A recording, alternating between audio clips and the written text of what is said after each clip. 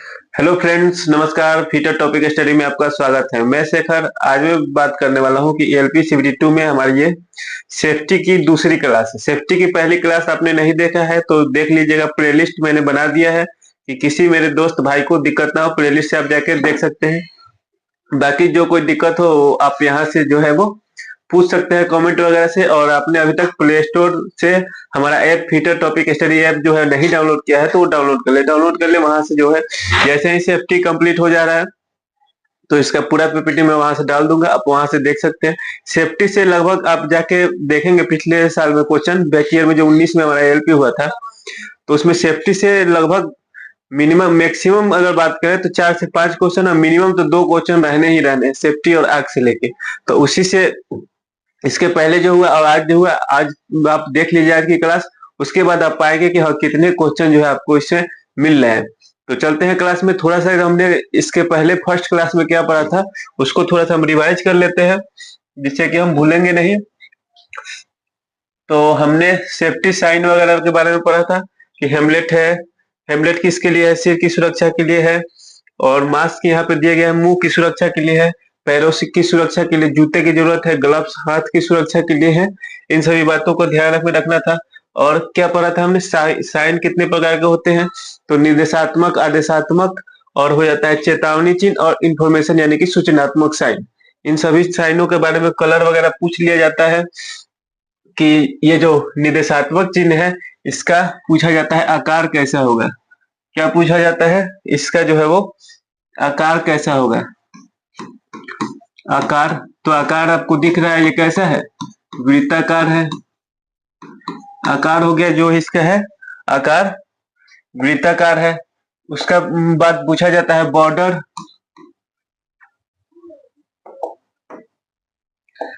इसका जो बॉर्डर है, बॉर्डर कैसा होना चाहिए? बॉर्डर तथा क्रॉस बार। बॉर्डर तथा बॉर्डर तथा क्रॉस बार। बॉर्डर तथा क्रॉस बार कैसा होता है? तो ये दोनों लाल रंग का होता है। बॉर्डर तथा क्रॉस बार लाल रंग का होता है।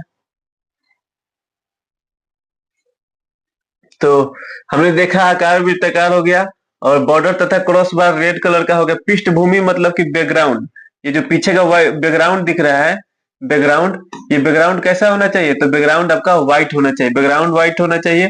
और उसके बाद ये जो सिंबल होना चाहिए वो कैसा होना चाहिए? तो ब्लैक कलर से होना चाहिए। तो जैसा कि हम नेक्स्ट फिगर में देखेंगे,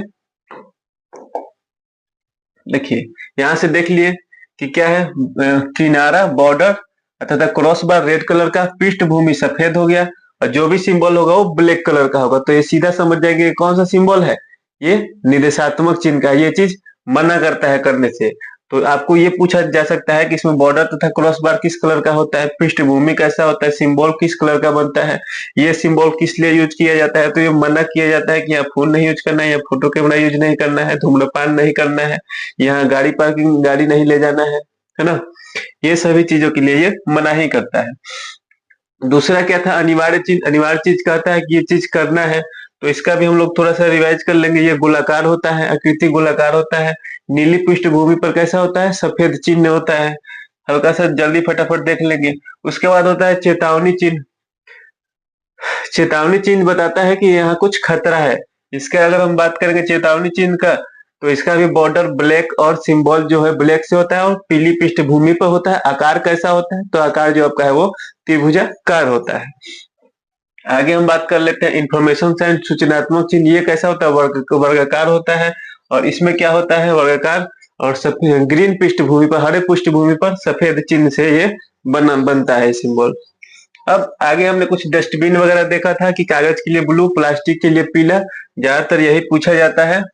धातु वाला भी याद रखेंगे लाल, और कांच के लिए हरा, खाद्य सामग्री के लिए काला और अन्य के लिए स्काई ब्लू यूज होता है। ये सब हम पढ़ चुके हैं। और आज की क्लास में हम देखेंगे, आज की क्लास में देखेंगे हम 5S। तो 5S जो है बहुत इंपॉर्टेंट हो जाता है। 5S इंपॉर्टेंट इसलिए हो जाता है कि सबसे पहले ये जापानी पद्धति है जो कि सबसे पहले जापान में, जापान की टोयोटा कंपनी ने शुरू की थी। लेकिन अब आपसे ये नहीं पूछा जाएगा कौन सी कंपनी शुरू की थी, आपसे इसके बारे में पूछा जाएगा कि 5S क्यों यूज किया जाता है, क्या मतलब है। ये जापानी नाम है, ये नाम जो आप देख रहे हैं जापानी नाम है। तो कभी कभी जापानी नाम भी में पूछ लिया जाता है कि पहले इसका क्या मतलब है, दूसरे इसका क्या मतलब है, ऐसे करके, है ना। और सबसे पहले कौन आता है, ये क्रम में आता है। तो देखिए जापानी नाम हम बताएं, ये हो जाता है फर्स्ट वाला सीरी हो जाता है, सीरी सीटोन, सीरी सीटोन सीसो, सीरी सीटोन सीसो सिकेट्सु, सिकेट्सु शिट्सुके। इन नामों का मतलब आपको याद रखना बहुत जरूरी है।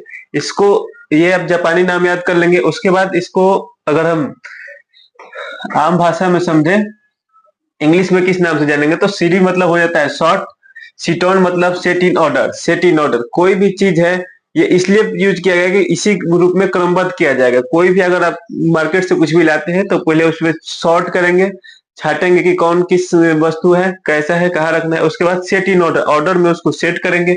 उसके बाद साइन मतलब चमकना, वो साफ सुथरा दिखना चाहिए। चौथा है उसका एक स्टैंडर्ड होना चाहिए, स्टैंडर्डाइज मानकीकरण होना चाहिए। और पांचवा है सस्टेन, पांचवा नंबर है, इन चारों को फॉलो करना ही क्या आ जाता है, सस्टेन आ जाता है।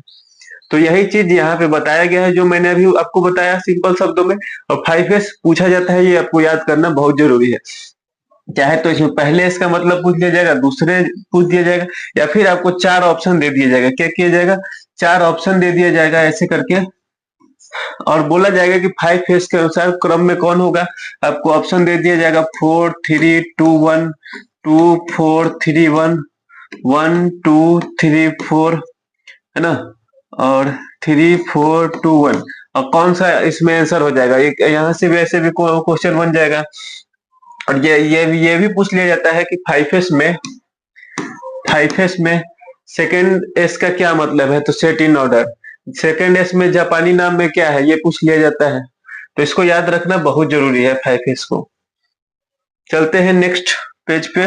देखिए मेरा कोशिश रहता है कि बहुत कम से कम टाइम में आपको जो है वो सारे डाउट क्लियर करवा दूं, इसलिए वीडियो अच्छा लग रहा हो तो एक लाइक करें, अपने दोस्तों के साथ शेयर भी जरूर करें। और आज की क्लास के बाद आप सेफ्टी का जाके लगाइएगा, आपको बहुत से डाउट क्लियर हो जाएंगे। सेफ्टी से आने वाले क्वेश्चन एग्जाम में आज के बाद नहीं छूटेगा। मैं इसके बाद MCQ भी करवा दूंगा। नेक्स्ट हमारा कह रहा है ABC, सेफ्टी में ही आता है ABC, एयरवे ब्रीदिंग सर्कुलेशन। यहां से क्वेश्चन बनता है कि ABC में B का मतलब क्या है, ABC में C का मतलब क्या है। तो आपको आज के बाद नहीं भूलेंगे, एयरवे ब्रीदिंग सर्कुलेशन। एयर ये कहता है कि यह सुनिश्चित किया जाता है कि पीड़ित जो व्यक्ति है उसके वायु मार्ग में कोई दिक्कत तो नहीं हो रही है। वायु मार्ग मतलब कि सांस ले रहा है तो सांस लेने में उस सांस आ रहा है तो उसमें वहां से कोई रुकावट वगैरह तो नहीं है। और दूसरा कह रहा है ब्रीदिंग, ब्रीदिंग कह रहा है कि यह सुनिश्चित किया जाता है कि पीड़ित व्यक्ति श्वास ले रहा है अथवा नहीं। ब्रीदिंग कहता है कि वो सांस ले रहा है कि नहीं। और सर्कुलेशन में यह सुनिश्चित किया जा रहा है कि उसकी नब्ज जो है वो चल रही है कि नहीं। तो सीधे सीधे इसके डिफिनीशन नहीं पूछा जाता है ABC में, सीधा A का मतलब पूछ लिया जाता है, B का मतलब पूछ लिया जाता है, या C का मतलब पूछ लिया जाता है इसमें। और वैसे मतलब भी अगर एयर मतलब पूछा जाएगा तो भी आप अब आज की क्लास के बाद नहीं भूलेंगे। चलते हैं नेक्स्ट स्लाइड पे।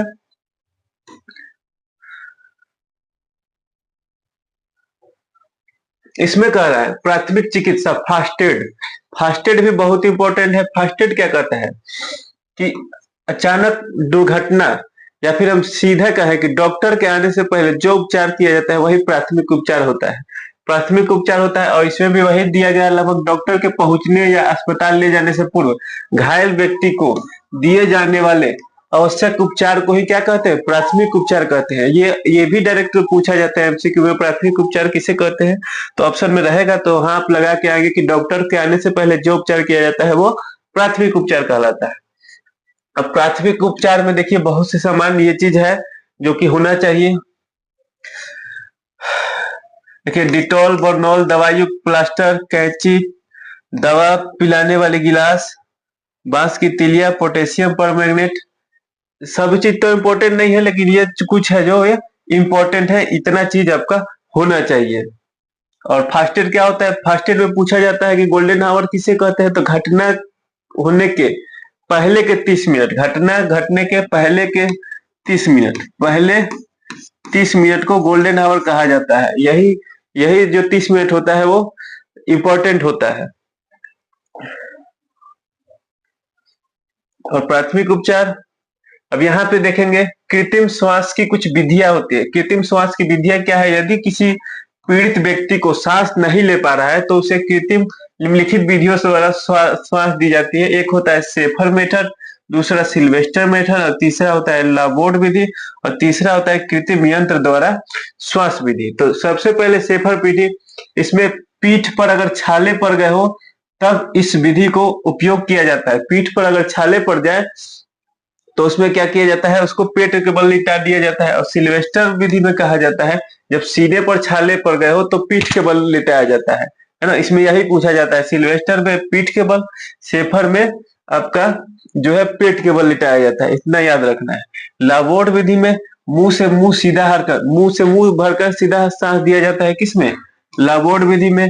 और कृत्रिम श्वास यंत्र द्वारा इसके अंतर्गत हवा पीड़ित के मुंह पर लगे मास्क के माध्यम से दी जाती है। ये चारों हम याद रखेंगे, शेफर, सिल्वेस्टर, लाबोर्ड। ये क्या है? सांस देने की, सांस किसी को नहीं आ रही है तो उसकी एक विधियां है। चलते हैं नेक्स्ट टॉपिक की ओर। नेक्स्ट मतलब पेज पे, नेक्स्ट स्लाइड पे चलते हैं। नेक्स्ट स्लाइड हमारा कह रहा है, देखिए आग। आग से बहुत क्वेश्चन आता है ना, तो आग का देखिए फायर ट्रेंगल इसी को बोलते हैं। फायर ट्रेंगल अगर कोई कहे तो इसी को बोलते हैं, जिसमें फायर ट्रेंगल में हीट, फ्यूल, ऑक्सीजन,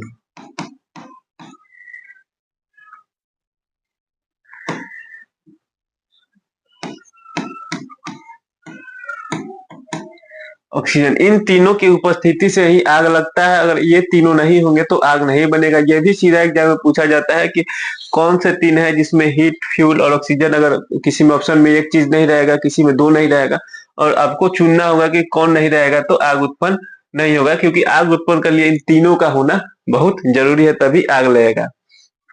उपरोक्त तीनों कारकों में से किसी एक के भी नहीं होने पर आग जो है वो बुझ जाती है, मतलब आग नहीं लगेगी। तो आग से भी बहुत इंपॉर्टेंट पूछा है, तो आग के बारे में आगे जानेंगे। आग के प्रकार, आग देखिए कितने प्रकार के होते हैं? तो ये 4 प्रकार के होते हैं। आग कितने प्रकार के होते हैं? 4 प्रकार के होते हैं, जिन्हें 4 वर्ग में बांटा गया है, class A, class B, class C और क्लास डी। तो इस यहां से देखिए क्लास ए में कौन सा आग आता है? तो लकड़ी, कागज, कपड़ा या ठोस पदार्थ। लकड़ी से लगी आग तो क्लास ए मारेंगे, कागज से लगी आग, कपड़े से लगी आग। ये सीधा 2019 का सेट उठाइएगा, ये सीधा आपको सीधा पूछा गया था कि लकड़ी से लगी आग किस में आता है, किस वर्ग में आता है? तो क्लास ए में आता है, आपको मिल जाएगा। कागज, कपड़ा, ठोस पदार्थ, ठोस नहीं समझिएगा, ठोस अगर कह देगा, ठोस धातु वगैरह कह दे तो धातु के लिए क्लास डी हो जाता है। इस बात को ध्यान रखना है, ठोस में धातु में नहीं चले जाना है ना। धातु अगर बात करें तो क्लास डी हो जाता है, इस बात को ध्यान रखना है। वही देखिए तेल से लगी आग बी में आता है, ग्रीस, गैसोलीन संबंधित द्रव्य पदार्थ हो गया ये। और गैस से लगी आग सी में आता है। अगर इसको आप याद करने का ट्रिक पूछे तो सीधा याद रखना है ठोस, द्रव, गैस। ठोस का है तो क्लास ए में गैस, ठोस, द्रव, गैस। तो द्रव लिक्विड आ गया, लिक्विड वाला का है तो क्लास बी में हो जाएगा, और गैसीय का है तो क्लास सी में हो जाएगा। और धातु और विद्युत, चौथा नंबर कह रहा है धातु। धातु और विद्युत का है, धातु और विद्युत, धातु और विद्युत का है, इलेक्ट्रिक का है। विद्युत भी लिख सकता है, इलेक्ट्रिक भी लिखेगा, तो क्लास डी में समझ जाना है कि वो कौन सी आग है, क्लास डी की आग है। ये बहुत इंपॉर्टेंट है, नोट्स आप बनाते चले, कॉपी में जरूर लिखते चले।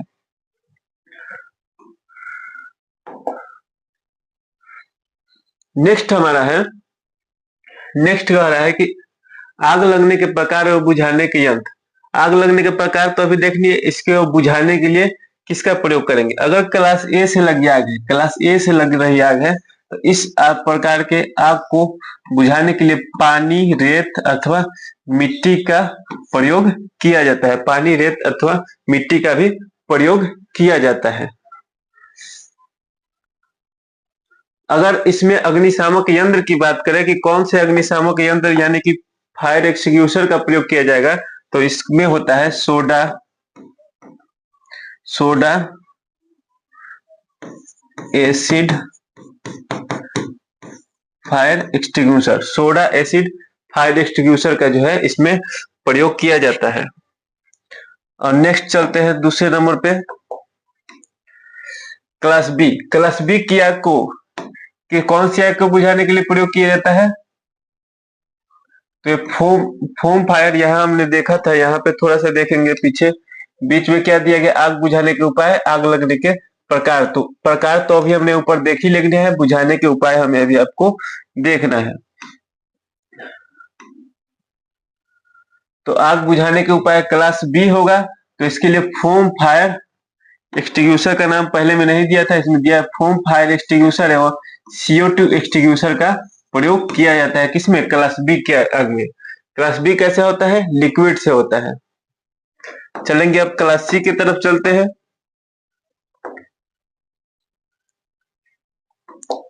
क्लास सी को देख लेते हैं।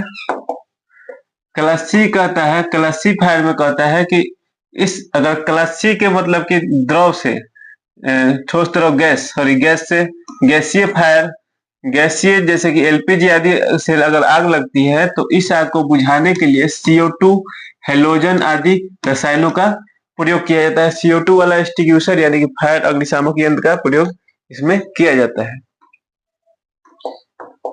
नेक्स्ट चलते हैं हम, नेक्स्ट है क्लास डी। क्लास डी ये जो है बहुत इंपॉर्टेंट है, क्लास ए और क्लास डी बहुत पूछा जाता है।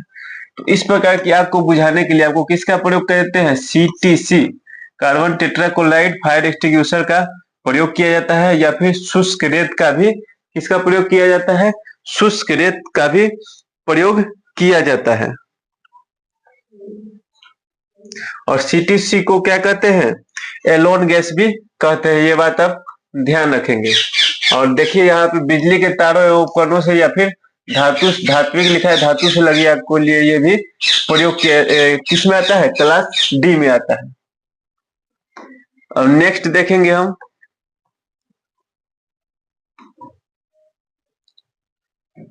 नेक्स्ट हमारा कहा जा रहा है अग्निशामक यंत्र को चलाने के लिए। ये भी चलाने के लिए जैसे अभी आपने 5S देखा, क्या देखा, 5S देखा और ABC देखा, वैसे ही आ जाता है एक PASS भी आ जाता है। ये पास खाने वाला नहीं है, ये इसका भी एक मतलब होता है अग्निशामक यंत्र को चलाने के लिए, जिसमें P पुल मतलब खींचना होता है, M मतलब निशाना लगाना होता है, S मतलब स्क्वीज मतलब दबाना होता है, स्वीप मतलब इधर उधर घुमाना होता है। तो सबसे पहले देखेंगे अगर आपको फायर एक्सटिंग्विशर दे दिया जाए तो पुल ये करेंगे, यहाँ एक लॉक की तरह होता है, खींचा जाता है ना, यहाँ एक लॉक होता है जो दबने नहीं देगा। तो यहाँ पहले वो लॉक खींचेंगे, पुल करेंगे, खींचेंगे और उसके बाद इसको पकड़ के निशाना लगाएंगे कि हमें कहाँ चलाना है। उसके बाद तीसरा हो जाता है दबाना, इसको दबाएंगे, इसको दबाएंगे, ये 3 नंबर हो गया, ये 1 नंबर हो गया, ये 2 नंबर हो गया। और उसके बाद स्वीप करेंगे, इधर उधर घुमाएंगे, ये चलाने के लिए है फायर एक्सटिंग्विशर कैसे चलाना है। तो यही सब टॉपिक है जो कि सेफ्टी में इंपॉर्टेंट है। सेफ्टी अगर पढ़ा जाए तो बहुत लंबा है, लेकिन उतना जरूरी नहीं है। आपको जो है वो ट्रेड पास करना है, मेन आपका मेरिट फर्स्ट में बनेगा। और जितने भी जरूरी वाले हैं, कुछ 1-2 टॉपिक आपको MCQ से क्लियर हो जाएंगे। नेक्स्ट हमारा क्लास रहेगा MCQ का। ये वीडियो कैसा लगा आप कमेंट जरूर करें, कमेंट से पता चलता है कि हाँ आपको क्लास कैसा लग रहा है, आपके अकॉर्डिंग मिल रहा है कि नहीं क्लास, आपने प्रैक्टिस किया, सेट से मिल रहा है कि नहीं क्वेश्चन, ये कमेंट करके जरूर बताएं। तब तक के लिए मिलते हैं नेक्स्ट वीडियो में। वीडियो देखने के लिए बहुत बहुत धन्यवाद। Thank you for watching this video.